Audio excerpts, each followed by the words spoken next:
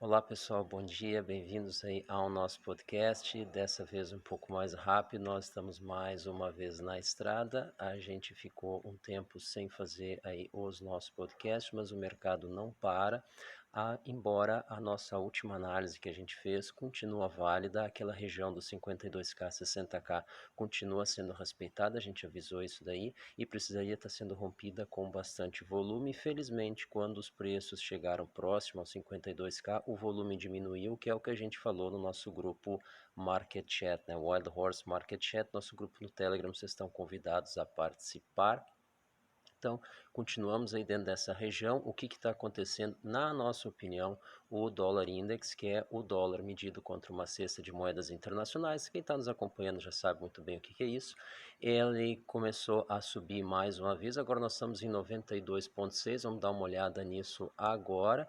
Esse aí vem sendo, na nossa opinião, o principal driver, vocês veem aqui no fundo da tela, 92,6, nós estávamos ontem em 92,5, anteontem 92,3, isso aí causou aí uma realização, DXY aqui o dólar index, isso aí causou uma realização nos mercados asiáticos e no Wall Street no dia de ontem, mas felizmente a gente conseguiu fechar aqui os mercados asiáticos em alta, vocês podem ver aqui NI 225, né, 225, doesn't matter, né, é o mercado Nikkei, o principal índice do mercado acionário japonês, e em função disso a gente acredita que o mercado está absorvendo bem essa alta do dólar por enquanto, e a gente continua com uma pressão aí a médio prazo, que é o US10Y, que é o rendimento dos títulos de dívida emitido pelo Tesouro Americano com vencimento em 10 anos, que segue acima de 1,6. Vocês devem estar lembrando que a gente comentou que o US10Y acima de 1,6 e o DXY, que é o dólar index, acima de 92, isso tende a levar o SP500, que é o SPX aqui,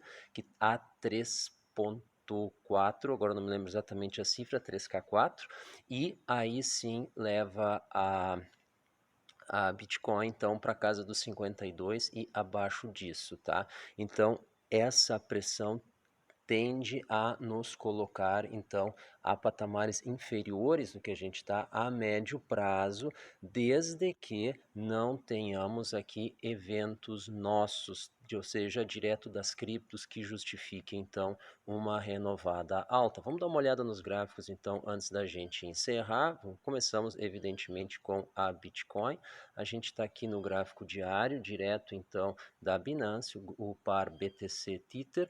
O que a gente está vendo aqui? O dia de ontem foi com bastante volume, comparado com os dias anteriores. Vocês podem ver a coluna ali levemente rompendo o threshold, ou seja, se tornando por pouco um volume extraordinário, acima da média dos últimos 200 últimos períodos, e apesar disso, então, de uma forte movimentação, não foi ela absolutamente um dia com enorme volume. O que vem tendo é que a gente vinha com um período aí de baixo volume de negociação e ontem foi uma exceção a essa regra. Agora já são 6 da manhã, 6h32 aqui, às 9 da manhã, então 2h30 desde agora, nós chegamos na metade do dia e nós estamos bem abaixo da metade da coluna de volume para o dia de hoje. Então a gente acredita que hoje nós tenhamos aí um dia com pouca movimentação, os preços devem continuar nessa região, felizmente a gente espera, torce por isso, que eles não rompam então o fundo dos 52, vocês podem ver aqui a